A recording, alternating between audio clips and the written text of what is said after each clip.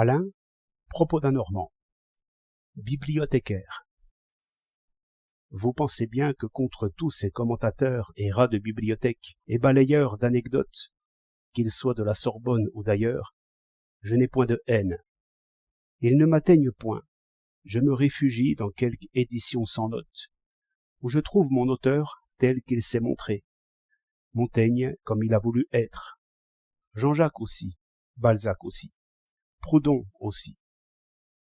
Personne ne me dit au bas des pages que celui-ci avait la colique, cet autre la goutte, et qu'ils sont morts ainsi ou autrement. Je les lis tout vivants. Ils pensent avec moi, ils m'expliquent mon temps, et peut-être qu'en les lisant ainsi, je les change. Mais c'est par là qu'ils sont grands et immortels. Les temps ont marché en vain. Platon est toujours en avant. Platon éclaire toujours la route.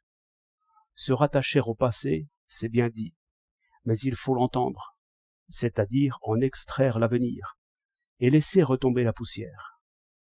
Car c'est le meilleur des morts qui vit maintenant, dans les hommes comme dans les livres. Comme je descends d'hommes et de femmes qui ont vécu au temps de Montaigne, ainsi les essais que je lis descendent de Montaigne, et ont justement le même âge que moi. L'histoire, en ce sens, fait l'avenir, et la culture, dans un homme, c'est l'histoire agissante. Mais c'est pourtant cet art de lire que les étudiants vont chercher aux écoles. Et je ne trouve pas bon que les maîtres de la jeunesse, tout au rebours, grattent la poussière des tombes, et nous fassent une histoire morte. Il y avait avant Corneille et autour de Corneille des rimeurs médiocres qu'il a peut-être imités. Molière a imité et quelquefois copié à ce qu'on dit. Shakespeare prenait très bien à quelqu'un de ses rivaux le sujet d'une pièce. Il le dit quelquefois ingénument. Mais ils sont tous morts, et il reste des œuvres qui sont Corneille, Molière, Shakespeare. Le temps a choisi. On dit que les vieillards reviennent en pensée à leur enfance.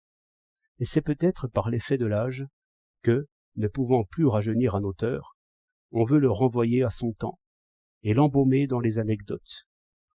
Mais justement, cette manière de lire ne convient pas du tout aux jeunes gens, car leurs souvenirs sont des projets, et ils se font des idées, non des collections.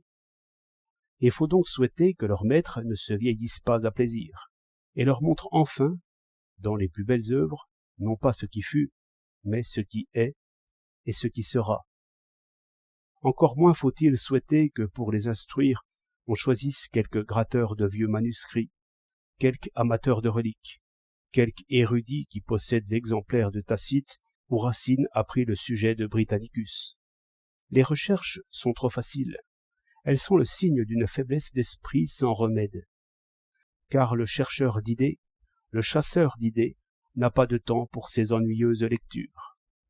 De façon que, par cette fausse idée de la culture, il n'y aura bientôt plus, pour expliquer les auteurs, dans les chaires publiques, que ceux qui n'avaient pas le jugement assez fort pour les comprendre. Sainte-Beuve n'est pas grand-chose, mais il annonce encore pire. 28 janvier 1911.